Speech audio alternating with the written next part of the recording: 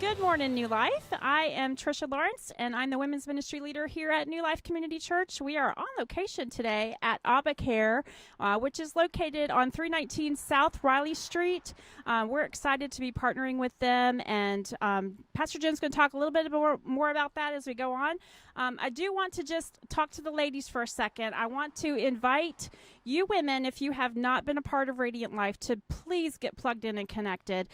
We do have a Facebook page that you can join in on. It is nlccwv.radiantlife. That page is specifically for our ladies, so that gives us an opportunity to encourage each other and pray for each other and be there for each other. So if you have not joined, please join today. Another way that you can get connected is through our connection card.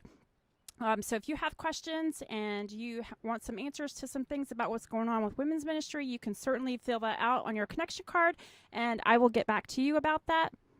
So with our connection card, coming up on the screen, you'll see a QR code. If you scan that QR code, that's going to take you directly into our connection card. And all you need to do is fill out. That gives us a communication that we know that you've been here with us today. It gives you an opportunity to give prayer requests if you would like to, and we will certainly pray over those prayer requests. It gives you an opportunity to also sign up for things that are coming up. A couple of things that are coming up that I want to make you aware of. We are having an owner's class. If you're wondering what owner's class is, it's really an opportunity to learn more about who we are at New Life and what we do. Pastor Ryan is going to be doing that on Sunday, May the 16th at 9 o'clock at New Life Community Church. So if you can go onto that communication card and sign up, if you would like more information about that, communicate that on your communication card. Second thing, baptism. So because of COVID precautions, we have been online for the last couple of weeks, hoping to be back next Sunday. But I just want to encourage you, if you have signed up for baptism, we are still going to do that. We have extended it for a couple more weeks. If you have signed up for it already, Pastor Ryan is going to be in touch with you to get that rescheduled. But this gives you that have not signed up for it an opportunity to do this. So if the Lord's been placing it on your heart to be baptized, you still have an opportunity to do that. So through that connection card, just say that you want to be baptized, and Ryan or someone else will be in touch with you about how to schedule that. And so coming up, we're already in May, believe it or not, almost to May. We're going to be having a church event, a celebration, a Memorial Day celebration, and we're going to be doing that on Sunday, May the 30th at War Memorial Park. We are going to have one service, which will be at 10 o'clock. We're going to have fellowship, we're going to have worship, we're going to have a sermon, and then after that we get to eat, which is the best part, right? So plan to join us. Mark your calendars. There'll be more information coming in the weeks coming, but plan to come, bring your families, invite some friends to come and join us for a day of food, fellowship, and fun.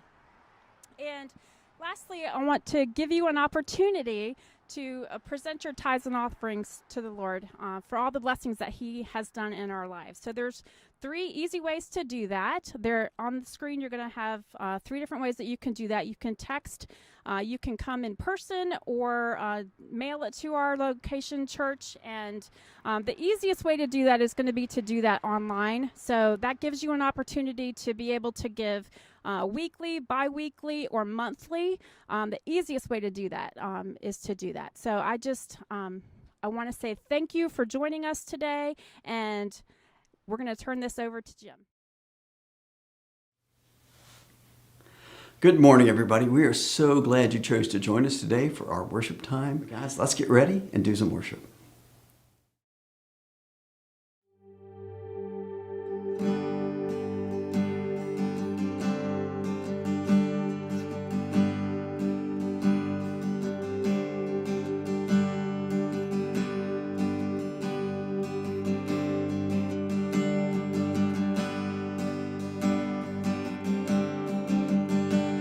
Oh, I've heard 1,000 stories of what they think you're like, but I've heard the tender whisper of love in the dead of night, and you tell me that you're pleased and that I'm never alone.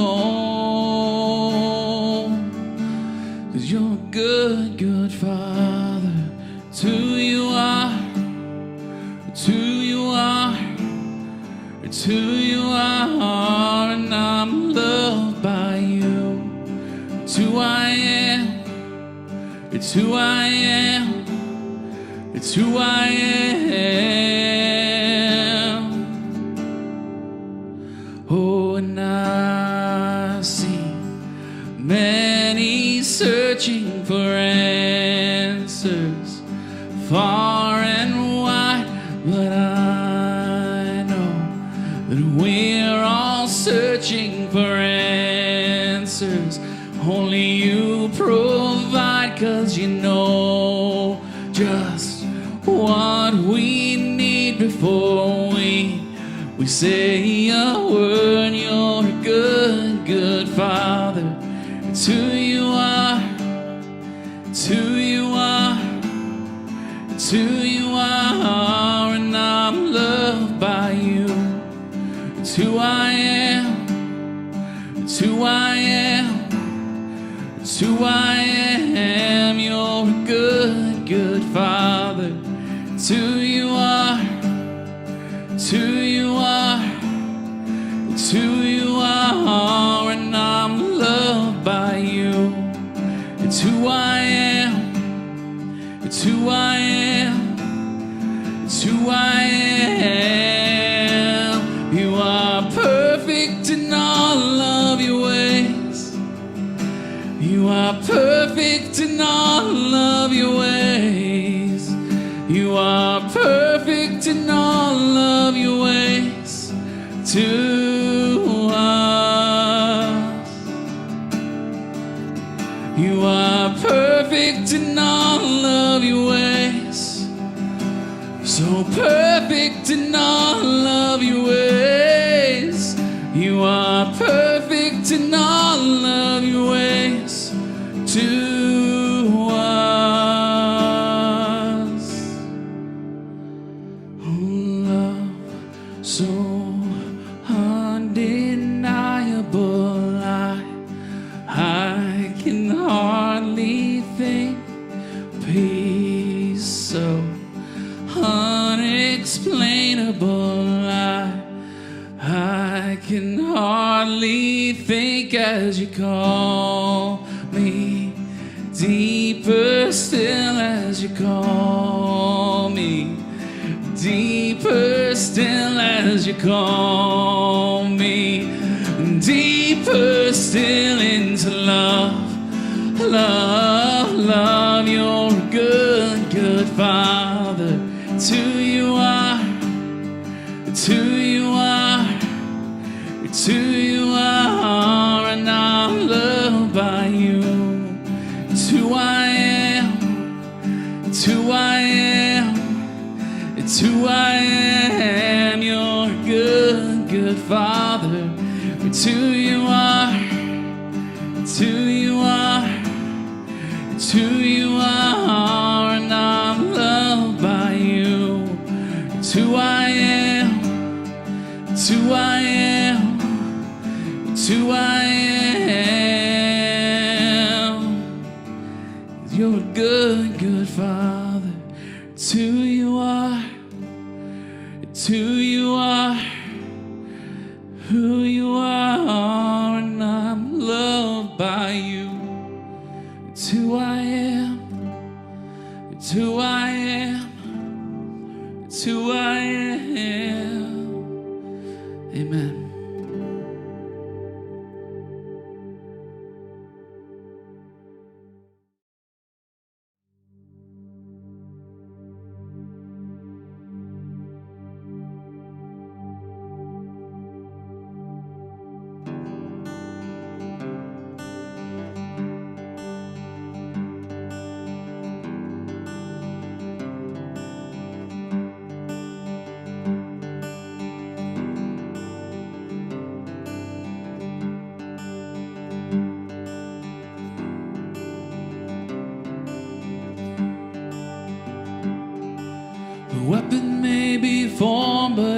won't prosper.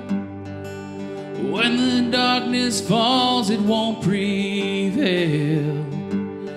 'Cause the God I serve knows only how to triumph. Oh, my God will never fail. Oh, my God will never fail. I'm gonna see a victory. I'm gonna see a victory. For the battle belongs to you, Lord. I'm gonna see a victory. I'm gonna see a victory. For the battle belongs to you, Lord. Yeah.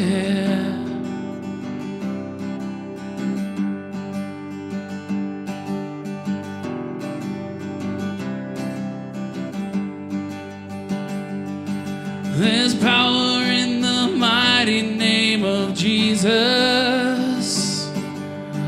Every war he wages, he will win.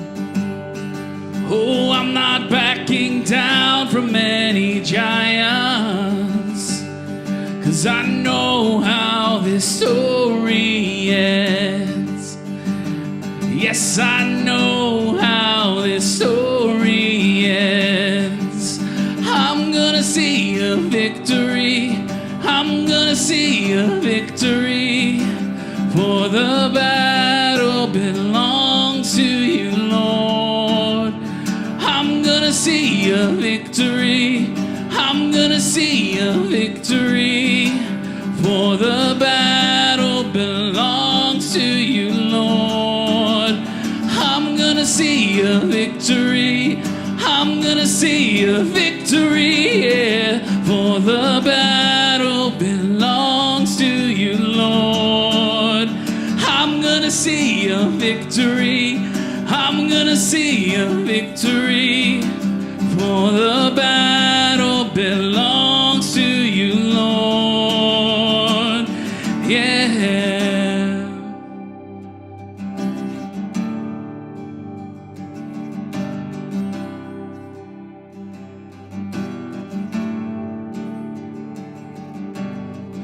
You take what the enemy meant for evil and you turn it for good. You turn it for good. You take what the enemy meant for evil and you turn it for good. You turn it for good. Oh, you take what the enemy meant for evil and you turn it for good. You turn it for good. Oh, you take what the enemy meant for evil and you turn it for good. You turn it for good. Yeah. You take what the enemy meant for evil and you turn it for good. You turn it for good. Oh, you take what the enemy meant for evil and you turn it for good. You turn it for good. I'm gonna see a victory. I'm gonna see a victory. For the battle belongs to you, Lord.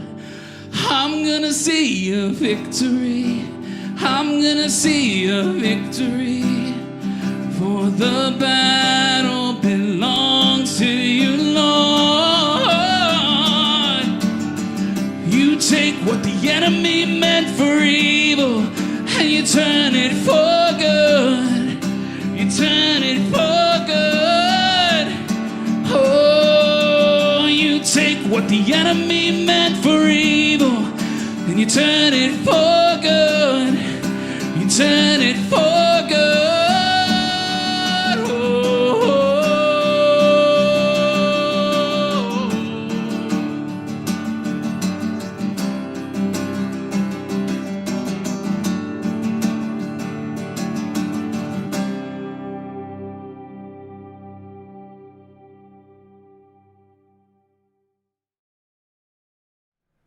Hey, well, good morning, New Life. It's great to greet you here. Here we are again in our living rooms and our cars, doing the worship thing, all because of this nasty thing called COVID. But church, we're just trying to take care of our people. We had quite a few come down with COVID, and so we're here doing this online yet again. But guys, I just want to tell you, I love our church the way you've been so resilient and working with it, and it means the world to me. It also means the world to me that you've been praying for me as I've been going through my cancer stuff, and I went through another barrage of tests, and hopefully by Sunday I'll have some answers as to what's going on, and then the next couple of weeks I'll probably be having surgery to get this stuff out of me and hopefully get on the road to recovery and quit hurting. And today's a super special day. You know, every year there's a day called Sanctity of Life Sunday where all churches all over the country, they partner together. Well, we're not doing it on that Sunday, but I want you to understand we partner with thousands and thousands of churches around the country to stand for the sanctity of human life. And you say, what do you mean sanctity? I mean this. We believe that life begins in the womb. And because of that, we believe that it deserves protection. Guys, I want to share just some stats and ramble, and I'm going to have somebody introduce, and we may contradict some of those numbers a little bit, but I just want you to hear some of the numbers I found, and you can go from there. In 2014, I found that there were 1.1 million abortions in the U.S.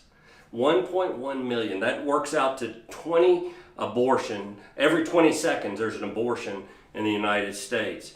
That number has dropped significantly since that time, but I want you to understand, since Roe v. Wade came along, listen, there's been like 56 million abortions in the United States. Think about that, 56 million. It's crazy. Nearly 1 in 4 pregnancies end in abortion. That's 22% of all pregnancies end in abortion.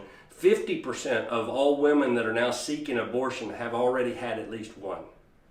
Let that sink in. 50%. Approximately 1 in 3, maybe 1 in 4 of American women have had an abortion by the age of 45. And, you know, I know when a church starts to speak on this, the first thing that happens, many women, they draw back and they feel like, my gosh, they're looking at anything but that. I want you to know my heart and my belief is that there's absolutely no sin, no anything that we've been involved in that God can't forgive.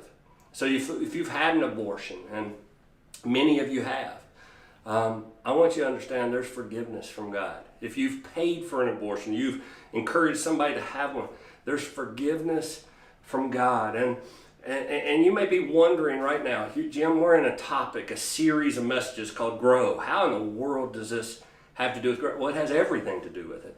In fact, if you'll remember, 2 weeks ago, we learned that we've got to develop the practice of growing, and talking about that Paul said in Corinthians, we've got to stand firmly, that we've got to become stubbornly faithful, and we've got to learn to sacrifice fully. And then last week, we pondered the paradox of growing, and we established that we have more than we think we have when we offer the little that we have. Let me say that again. We have when we offer the little that we have, and it's so true. And then today we're going to discover that we must maintain the right posture for growth. Now listen, this is important. And what do you mean by that? The right posture for growth, by living our lives with conviction and with purpose and fulfilling the unique roles that God has for each of us. Well, I told you today's a special day. Well, today I have with me Suzanne Pearson, who is the development director for Abba Care Resource Center. And I want you to understand, we are so excited that Suzanne, to have you with us, but I'm even more excited that we're getting Abba right here in our community. It's been needed, church, for so many years. Our community has desperately needed something that will encourage young women. And I want you to know, I'm going to have Suzanne share just a few details about Abba. But I want you to understand, as they're getting started, they're right here on Raleigh Street in Martinsburg, and right in the heart of our community, that we're going to be taking up an offering today. I've been announcing it for several weeks. I've challenged you to double tithe. And church, I want to challenge you right here before God, right here in front of Suzanne, that you you consider that. You give 10% to the church, 10% to AvaCare Pregnancy Center. And there's going to be a link on the screen all through the service. At the end, I'll come back to it, but you can, on the drop down, you can do it. You can click AvaCare. Every dime that you give will go directly to AvaCare. We don't keep anything for ourselves. But Suzanne, we are excited. Why don't you just share from your heart a little bit about the center here? Sure. Thank you so much, Jim. And hello, New Life Community Church. I am so excited to be with you guys today. I wish that we could be together in person and worship together. But until we can do that, it's great that we have the technology that I can come to you this way, and we're sitting right here in the center here at AvaCare Pregnancy Resource Center in Martinsburg. And so I'm just really so thrilled to be able to share a little bit about what we do and why we do it. If you aren't familiar with AvaCare, we are a pregnancy resource center. We have been serving women and families who are facing unplanned or ill-timed pregnancy in Winchester for about 33 years. We've been there. But just in this last year, the Lord has opened the doors for us to open a second center right here in Martinsburg on Raleigh Street. And so I'll tell you a little bit more about the how of what we do here in this ministry, but first I want to talk about the why. And as Jim mentioned, abortion is a huge issue. And just a few statistics that I had found, and again, these numbers may vary a little bit. It's hard to calculate some of these things, but clearly it's a major cause of death. Abortion is the leading cause of death in the United States and worldwide. Roughly 40 million preborn babies are killed worldwide, and nearly 900,000 in the U.S. on average in a year. And just to put that in perspective, COVID killed under 3 million people worldwide in 2020 and about 345,000 in the U.S. So just anywhere from 2 to 3 times as many dying in the U.S. as from COVID last year. Abortion is also one of the most divisive issues in our country. The abortion debate has become front and center, and you can't escape that. You see it on the news, you see it on social media, really every day. We have some legislators who are fighting to expand abortion access all the way up through birth, while other legislators are trying to cut those access to abortion back through legislation like the heartbeat bill. But we know that abortion is not just a social and a political issue. It's a gospel issue. And I'm just so grateful and thankful to let you know that God is opening people's hearts to this. And so at AvaCare, we seek to follow God's lead every day just by loving on our clients one heart at a time. So each year we see about 400 pregnancy clients between the two centers. We offer pregnancy counseling, pregnancy testing, ultrasounds, STI treatment, all free of charge. We also offer free childbirth and parenting classes to our clients, and material assistance in the form of diapers, wipes, other baby essentials, really anything that our moms need through the baby's first year of life. For women and men who have experienced the trauma of a past abortion, we offer a Bible study that focuses on healing and forgiveness. And the statistic that Jim mentioned of 1 in 3 women will experience an abortion at some point in their life, the thing that I find really staggering about that is that number is the same in the church as it is outside of the church. So this is not something that... If this is something that is in your past, you are not alone in this. There are others who are in that same situation, and we're so pleased to be able to come alongside women with that program. We see women who are 2 weeks past their abortion that come back to us for that counseling program, and women who are 30 or 40 years past an abortion decision. So we're pleased to offer that. We also offer a Bible study program on forgiveness, and we also have a program on sexual integrity for teens, middle school students specifically, focusing on healthy life choices. We're actually in 5 middle schools in Berkeley County Public Schools, and we also do that program in youth groups as well. But in all of our programs, ultimately the goal is to show and share the truth of the gospel that leads to life. Not just life for unborn babies, but also abundant life for all of the folks that we are able to come in contact with. And we just cannot be more excited about what God is doing right here in Berkeley County. And just as a bit of background, Berkeley County is a high-risk area for women considering abortion. There is no other pregnancy resource center in this area, and Planned Parenthood is right down the road in Hagerstown. And before we opened our doors in the Martinsburg Center, we would get calls from women wanting to come to the Winchester location, but just because of the distance, they couldn't get to us. And so God had really laid it on our hearts really 2 or 3 years ago to be in Berkeley County, to have boots on the ground here in Martinsburg. And so we just began to pray to see what God wanted to do. And He has just answered in amazing, amazing ways. He provided a facility for us. In February of 2020, we opened up sharing space with the Good Samaritan Clinic on Raleigh Street, and so we were there for about a year. And then just about a month ago, we moved right down the street to 319 South Raleigh into our own building, and that's where we are right now. So we're super excited about that. I'm just able to really expand our services and see more women here in the center. God has also just provided everything that we need, everything from staffing and volunteers to equipment. We had to get an extra ultrasound machine, which cost about $20,000, and God provided the funds for that. And it just really everything down to the furniture that we're sitting on, everything has been provided for us. And so now we're open every Tuesday to see pregnancy clients, and we're hoping to expand to 2 days and then 3 days a week and so on until we're a fully functioning 5-day-a-week center like we have in Winchester. So as God provides those funds, we're excited to expand that. And so really we just want to invite you to make a difference for life.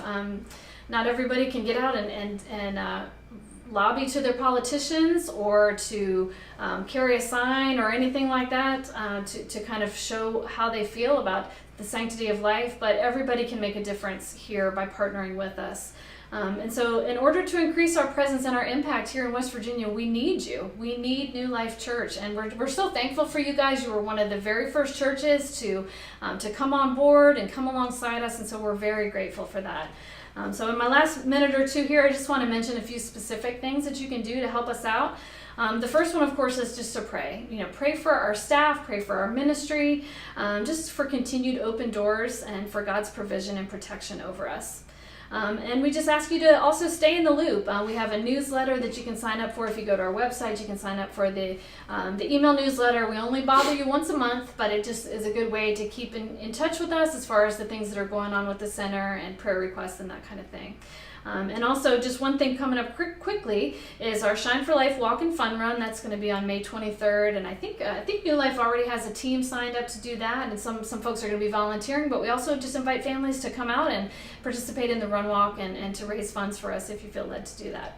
Also just helping us make connections. We need connections with businesses, organizations, other churches, potential donors. And so if you know folks that you can introduce us to here in Martinsburg, we are so happy to just get it in front of people and to share what we do. And lastly is just to give. We are a 501c3 nonprofit. We don't get any government funding or anything like that. We're 100% supported by donations. And so we're so thankful to New Life for the offering that you're taking up in your services today. So we just invite you to do that, to make a one-time gift, and to prayerfully consider becoming a monthly partner. Our monthly partners are the lifeblood of our ministry. And so there's the opportunity when you go online to make that donation that you can choose to make a recurring donation as well. And if you have any questions about that, I'm always available to talk more. So just in closing, I want to thank you again for letting me be here and just share with you guys. And thank you for all that you're doing. And I just wanted to close with this. I read this on your website. New Life is a church where change takes place. Everything about our services, outreach, teaching, and evangelism is driven by that vision. Moving from death to life, seeing people saved by Jesus Christ, helping believers grow as disciples. The Christian life is marked by change. And I just loved that, and I wanted to mention that because when I read it, I thought, we feel the same way about what we do here at ABBA-CARE. Our vision statement is to equip with truth and empower with hope. And we feel that as we do that, and we see this, as we do that, God is the one that changes hearts. And so I think this is just such a great partnership, and we're just so excited to be alongside you guys. And I also wanted you to know that we pray for your church and our staff and our staff devotions. We've been praying for Pastor Jim, and we're just so thankful. So thank you so much. Thank you, Suzanne. And guys, I think it's not hard to see why I fell in love with these. Everybody I've met from ABBA-CARE has been absolutely phenomenal. And so I'm going to challenge you, give sacrificially, and listen, to God be the glory. To God be the glory.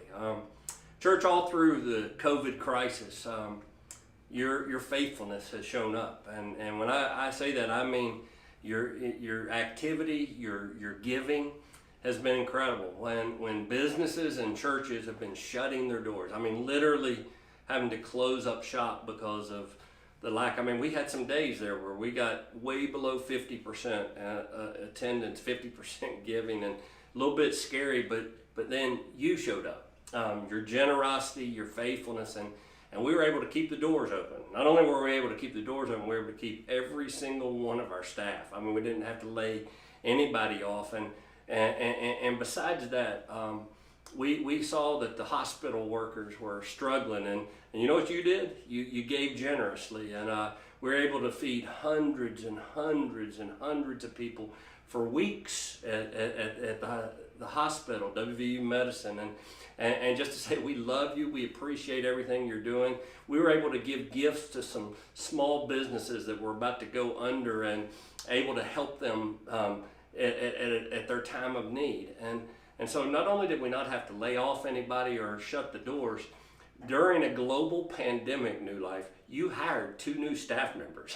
I mean, who does that? I mean, that's crazy. We hired Kyle Hamlin to come in and work with our youth, and my gosh, he has just absolutely killed it. And I know you love him more than you love me, but anyway, that doesn't matter. But we hired Jocelyn Robinson to come in and work with our Life Kids ministry, and she filled the holes that Tracy and Susan left us, and my gosh, we didn't miss a beat. Jocelyn has come in, and you never know what to expect with her, and such joy all the time. But church, we are blessed. And again, I say, to God be the glory. But church, right now, when we talk about this subject of sanctity of life, I'm going to challenge you, and I want you to look me in the eye when I say it. Listen, you need to learn to use your influence. You say, what do you mean, Pastor Jim? I mean, use your influence to make an impact. The word influence is the power to change or affect someone or something. You know, you already know that I love to celebrate difference makers in our church. Well, today I want to celebrate the difference that some women made in the scriptures. And we're going to unpack that together, but we'll look at those. And ladies, I want to speak to this. And Suzanne, I'll even speak it to you. I believe there's a special calling on the women when it comes to this issue of abortion. Now, don't get me wrong. I think the men, I'm going to talk to the men at the end of this message. So guys, you be ready. But before we jump into this, I want to give you a bit of background of the text in scripture. I mean, here the Israelites, they're in Egypt, and the reason they're there is because they want to avoid a severe famine that is going on. And the Israelites, while there, they began to multiply like crazy and expand. And so a new king had come into power, and he became threatened by the increase of the Israelites. And verse 13 of our text says this. It says, he ruthlessly made the people of Israel work as slaves, and he made their lives bitter with hard service. Now, church, I want you to see there's at least 4 pro-life roles that we can find in this text. But here's my challenge to you. I want you to find which one of these 4 fits you. Okay, so let's go through them rather quickly, but see one will fit you. The first one is to save those who can't save themselves by fearing God. To save those who can't save themselves by fearing God. After the Pharaoh did everything to make Israel feel miserable and beat up and the thing, he started something even worse. He started euthanizing and killing and doing it. Verse 15 says, then the king of Egypt said to the Hebrew midwives, one of whom was named Shiphrah and the other Puah.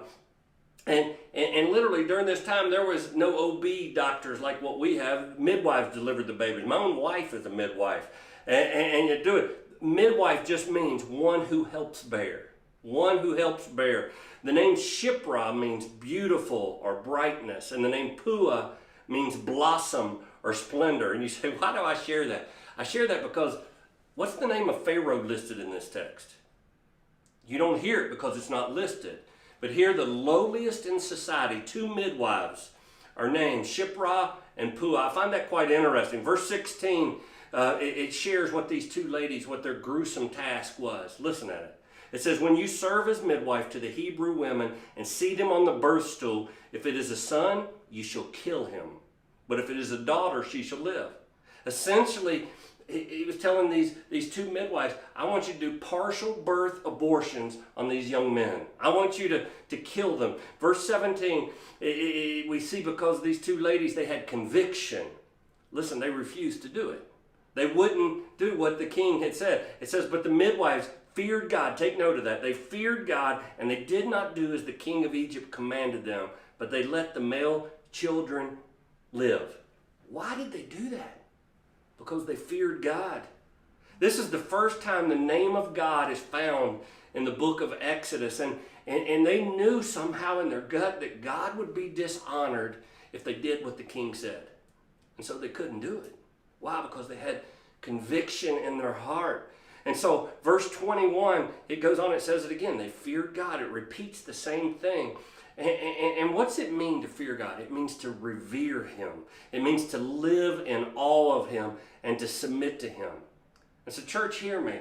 Abortion is ultimately an attack on God and his most prized creation, those who he has created in his image. And so abortion is not just some social justice issue. It's not. It is that, but it's more than that. It's not necessarily a political issue or a women's right issue. It's a God issue, and the baby is not just tissue. Not just tissue. It comes back to this thing of fearing God. See, please lean in and listen to me. When we see him, God, for who he is, then we begin to understand any attack on any human, any person, it's an attack on God. It's a direct assault on him. Proverbs 8:13 says, the fear of the Lord is the hatred of evil. The hatred. If you don't fear God, you're going to fear somebody else. Literally, if you don't revere God, you'll revert to what's easy. And these godly women, they were so committed to God, they didn't care what anybody else thought. Why? Because they feared God. They were in awe of who he was.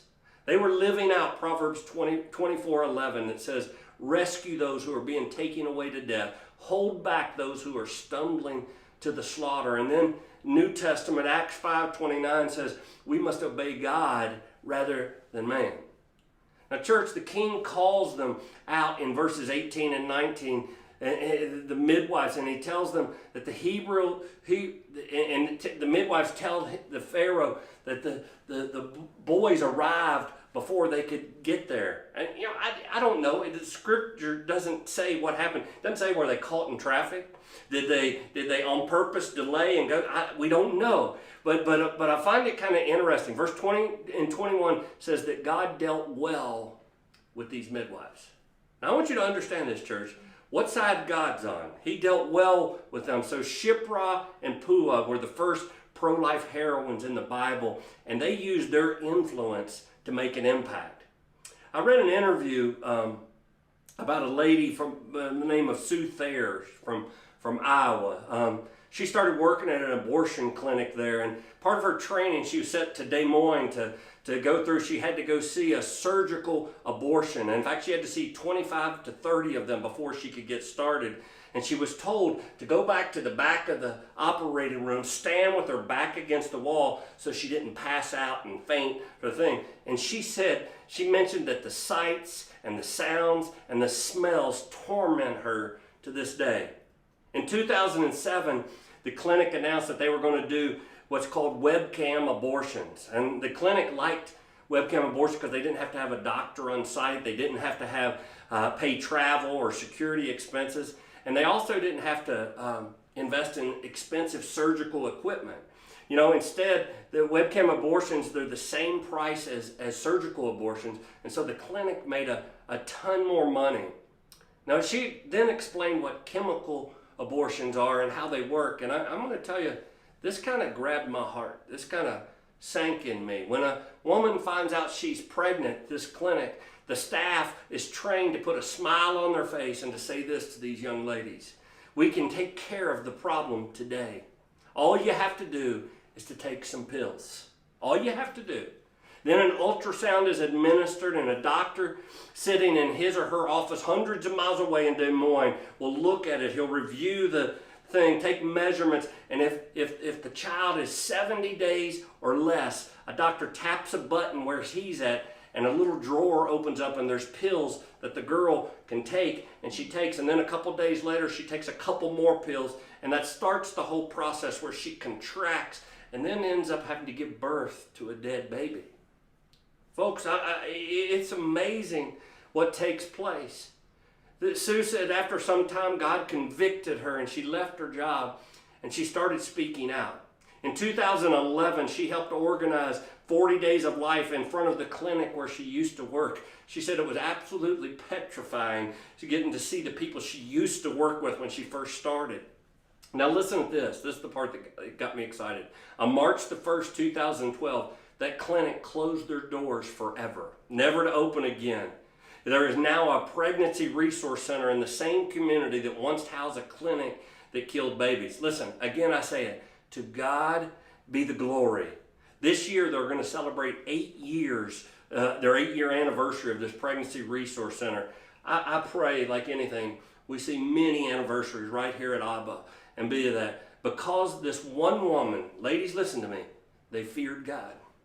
They feared God. She had no fear of speaking out, no fear of being active when there was incredible opposition, and do that. At the end of her interview, she was asked one more question. What would you want a pastor to say to his people? What would you want a pastor? I want you to listen to this, church. If every pastor from every pulpit in America would speak on the sanctity of life, Roe v. Wade would go away. It would go away. But listen what she ended with. But one pastor and one church can make a difference. I've determined Jim Goforth is going to be that one pastor. New Life Community Church is going to be that one church. And we're going to speak, and we're going to speak more often. I honestly, just as preparing, feel like I should have done more. We should have done more. But now's the time. Sue Thayer, once a manager at an abortion clinic, she has a new job. She's now the lead strategist for the Iowa Right to Life. Guys, you say, okay, so what?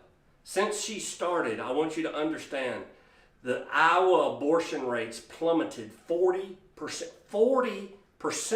since 2007. To God be the glory, right? I couldn't find the same exact numbers for West Virginia from 2007, but West Virginia abortions have dropped by 26% since 2014.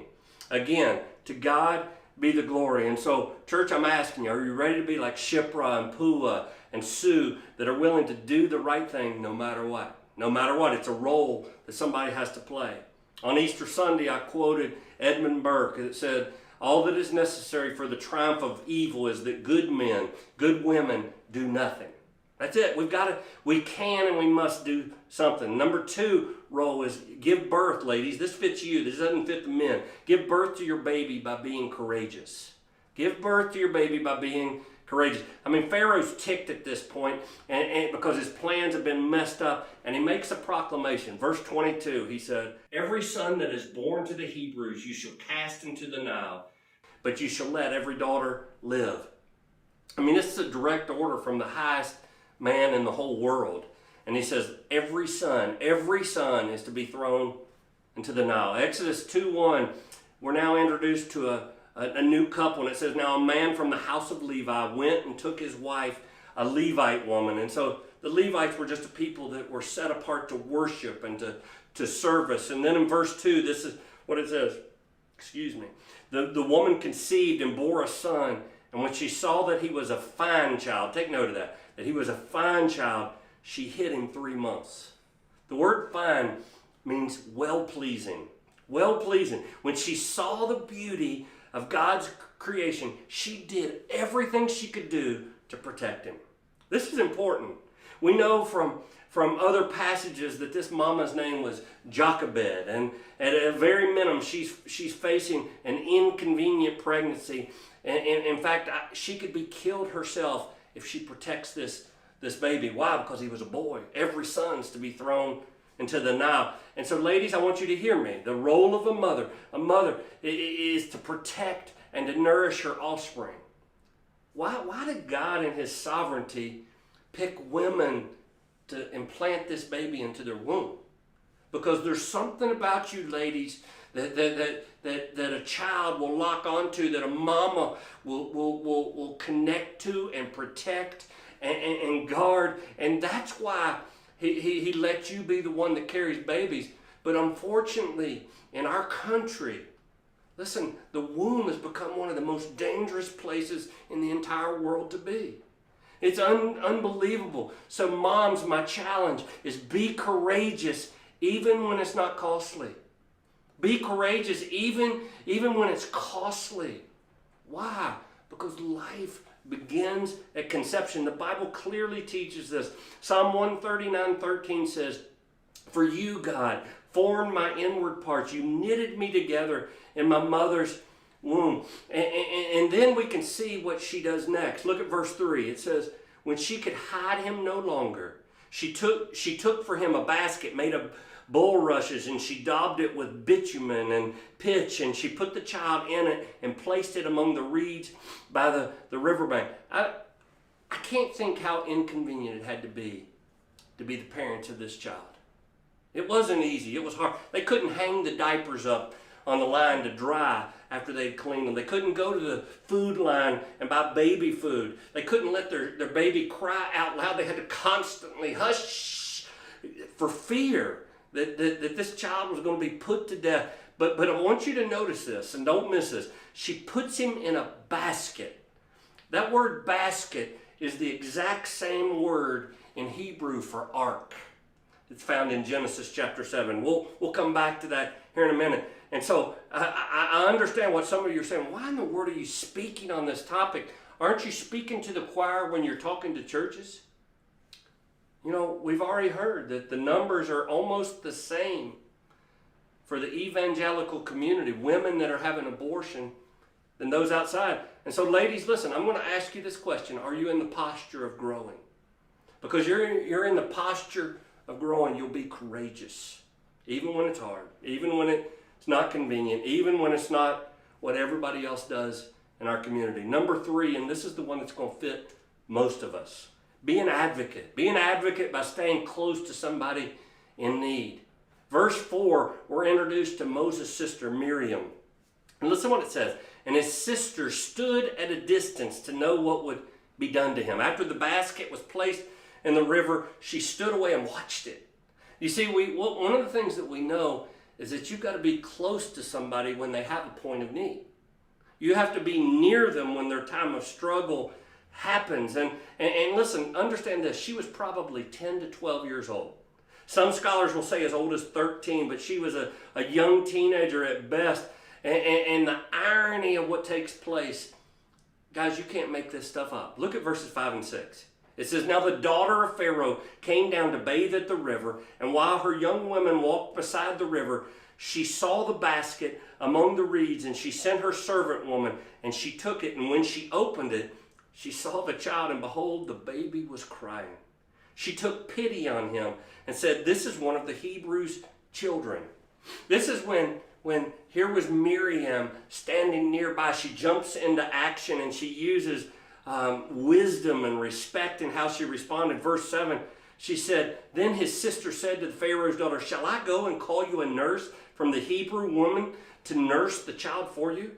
See, understand this. She didn't say, "Do you want me to go get the baby's mom?" She wasn't focused on the kid at all. She was focused on the princess who found the kid. And she said, "Do you want me to go get somebody to nurse the baby?" She was wise. She was smart. She was available. She was nearby. Important to take things. And so we call this the principle of proximity. You know, principle of proximity. We have to be near someone to help them when they're in need. See, if you're close, you can reach out in crisis. But listen, that does something to us as Christians. We have to leave our little Christian cocoons. We have to get out of our holy huddles, and we have to be near people. We have to be near these girls that are in need. And Miriam stayed close, and because she did, she was able to speak up at the time of need. Proverbs 31:8 says, "Speak up for those who cannot speak for themselves, for the rights of all who are destitute." And then finally, the fourth one is use your platform to protect life by living on mission. Pharaoh's daughter Her name is Bithia. She represents someone who is in a position of power, but who is willing to use her platform to protect life. Some people may not like that, but literally, you have to use your platform to do that. Look at this. It says she was moved with compassion when she opened the basket, and look, and she saw the child. When she saw the child, and behold, the baby was crying, she took pity on him and said, this is one of the Hebrews. The word for crying means wailing and weeping. I mean, the poor little guy was in distress. I mean, you can just see him with the sucking his lip and going crazy. But when she heard his cries, when she saw it, that's when she was committed to help. You know, listen, one of the things that I was just talking earlier with Suzanne about here at Abba, they want to get these girls and they want to do an ultrasound. Why is that? Why do you think? Because it's a window into the womb.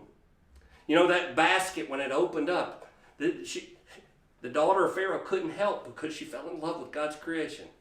When these girls, she just told me about a young girl that got to see her child wave his hand in the womb. Guys, there's a miracle involved in that. I know, Suzanne, when I saw the ultrasounds of both my boys, I mean, I'm not going to be ashamed to tell you, I cried. It was just unbelievable to see that heart beating. And then here just recently, church, if you haven't heard, both of my boys have announced that they're going to be having babies. I mean, Nick and Kia and Josh and Brittany are going to be having babies. And so come June and August, I'm going to join the Pawpaw Club. I mean, you see their images here on the screen right now. They kind of look like me, don't they? I mean, it's incredible. And when you look at it, but guys, after Miriam comes up with the idea to have the mother of Moses care for the baby, Bithia says this, verses 8 and 9. Go. So the girl went and called the child's mother, take this child away and nurse him for me, and I will give him your wages. So the woman took the child and nursed him. So Jochebed, the boy's mom, is not only able to nurse her own child that thought was supposed to be put to death, but listen, she ultimately is going to get paid to take care of him. Through the most important years, the formative years of his life. And listen, later on, this is going to become a huge deal when this whole thing, and so leading and taking care of. But listen, don't miss the importance. His mama got to take and nurse him while he was growing up. She got to teach him and speak into his life. Now look at this. Hebrews 11:27. Why was this important? It talks about that his faith was strong. He was not fearing the king's anger. He persevered because he saw him who is invisible. So in the providence of God, we read verse 10. Listen, it says that Miriam, Bithia, she drew him out of the water. She drew him out there. You say, so what? Ironically, Moses ends up leading his people where? Out of the water. Out of the water when they flee from Egypt. He was drawn out so he could draw others out. One of Pharaoh's own children delivers a Hebrew child who would later deliver God's children from the bondage of Egypt. Crazy. God uses one from the house of the seed of the serpent to help deliver the seed of the woman. I mean, folks, that's some deep stuff right there, but how God puts it together. God has a purpose. God has a plan. Some of you need to understand that. He's got a plan. He wants to do it, and he loves to bring good out of bad. Let me share just one more thing, and then I'm going to land the plane.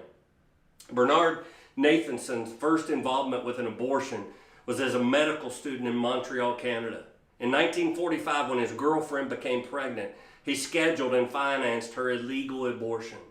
In 1970, when New York legalized abortion, he became the director of the world's largest abortion clinic. In fact, he oversaw over 75,000 abortions, and he performed almost 5,000 himself, including one of his own children. By 1974, a year after Roe v. Wade, Nathanson began to question whether the fetus was just an undifferentiated mass of cells or a developing human being. He was becoming increasingly sure that an abortion was, in fact, a death, not merely a medical procedure. Yet he continued to perform them because he remained convinced that abortion was, listen to this, a legitimate solution to a woman's personal problem. But in the 1970s, however, a new technology was introduced here in the United States called the ultrasound, and it literally changed everything. For him, the ultrasound made it impossible to deny that abortion was anything other than the deliberate killing of a human being. Using ultrasound technology, he would later produce a pro-life documentary called The Silent Scream with film footage of an actual abortion. And listen, he explained this. Listen to his words. He says, these ultrasound technologies and apparatuses and machines, which we now use every day, have convinced us that beyond question, an unborn child is simply another human being, another member of the human community, indistinguishable in every way from any of us. And so now for the first time, we have the technology to see abortion from the victim's vantage point. Ultrasound imaging has allowed us to see this. Nathanson spent the rest of his life fighting the pro-abortion laws that he helped to start. The very laws that he lobbied for and fought for, he fought to end them and to do it. And like the daughter of Pharaoh, he used his platform to protect life. Friends, I want every one of you listening to this, whether you're from New Life or not, you can do the same thing. You can do exactly the same. If you're in the medical profession, or you're a counselor, or you're a teacher, my heavens, you have tremendous influence, tremendous. If you're a student, you're in middle school or high school or college, listen, let me challenge you to choose a profession where you can live on mission by standing up for life. It's that simple. I read a post recently that called on the church to encourage young people to not just go into the ministry, to become painters and plumbers and physicians and poets and pastry chefs and programmers who see themselves as in ministry in those careers. Folks, I think that is incredible for the glory of God. Listen, why? Because we fear God. We love God. We're in awe of Him. Every profession out there can be a platform for protecting life. Suzanne gave you some ways that you could get involved here. Let me give you a few more if I can.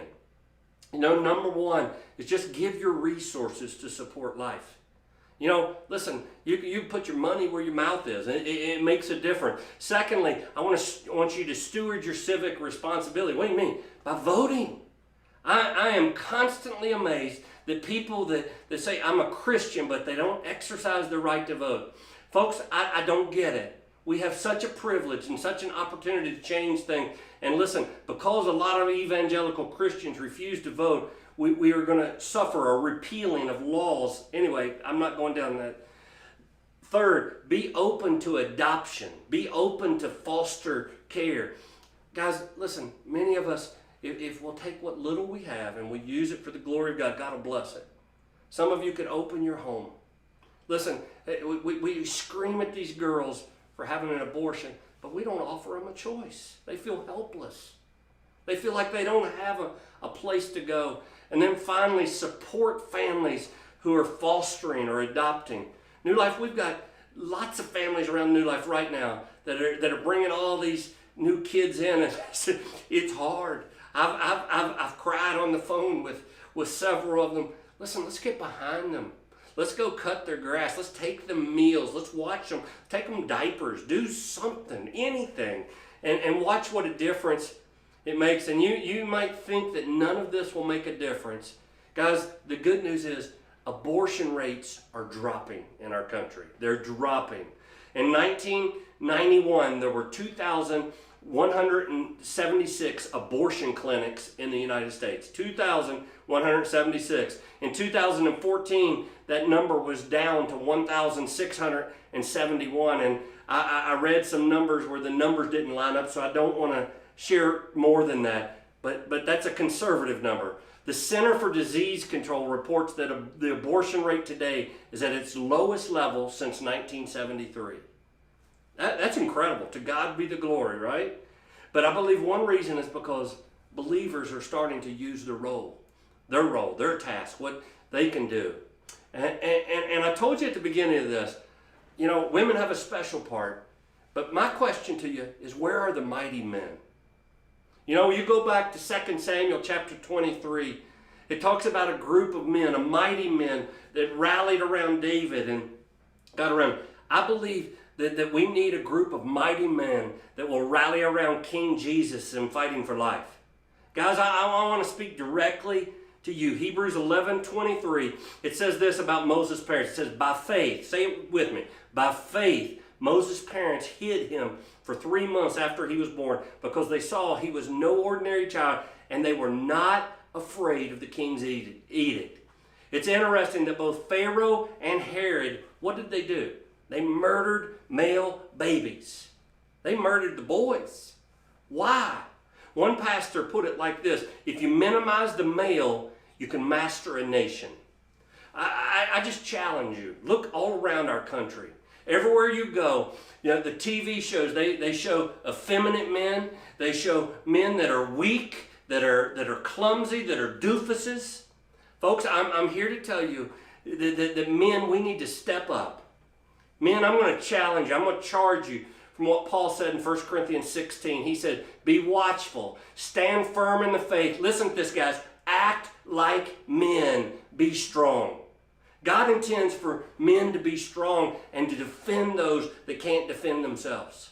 Listen, it doesn't take anything to stand back and do nothing. And that's exactly what's taking place. So guys, I challenge you. You're made for greatness. You know, quit being passive. You and I were born to defend women and children, including the preborn.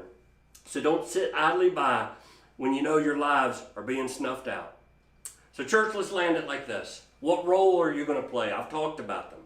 I want you to put up that counter on the clock. This I found online.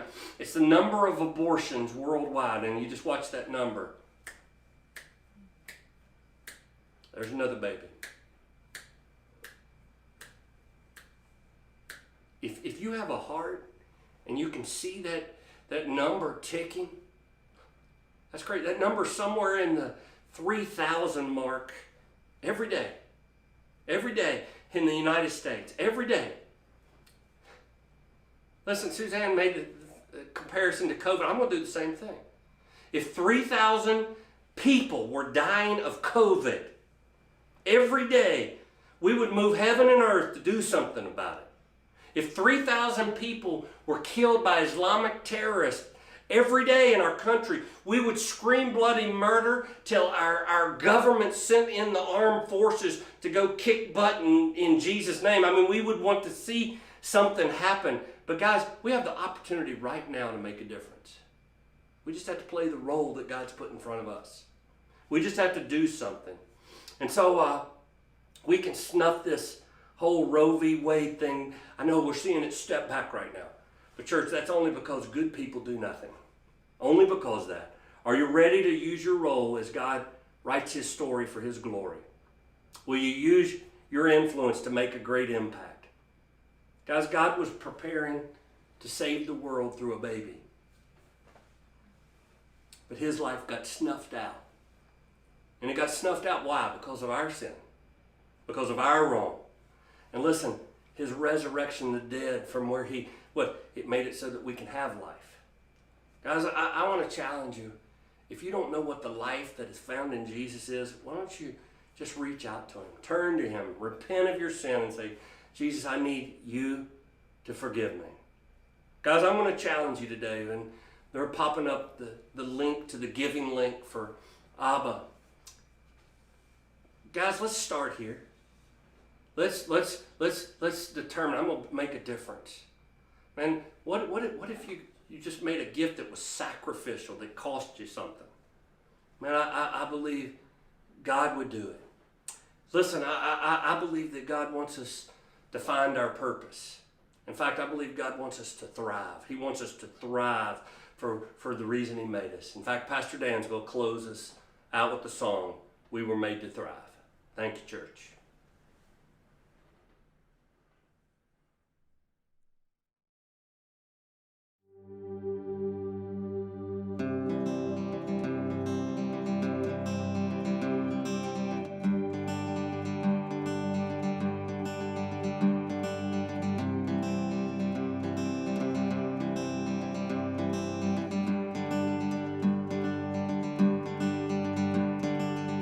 Here in this worn and weary land, many dreams have died.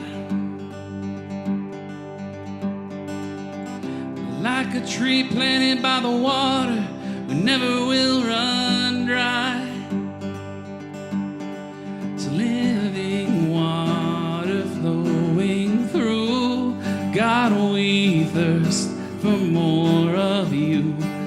fill our hearts and flood our souls with one desire,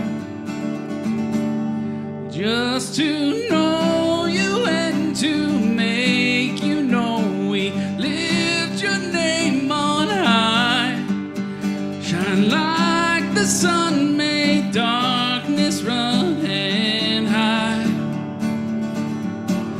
We know we were made for so much more than ordinary lives. It's time for us to more than just survive. We were made to thrive.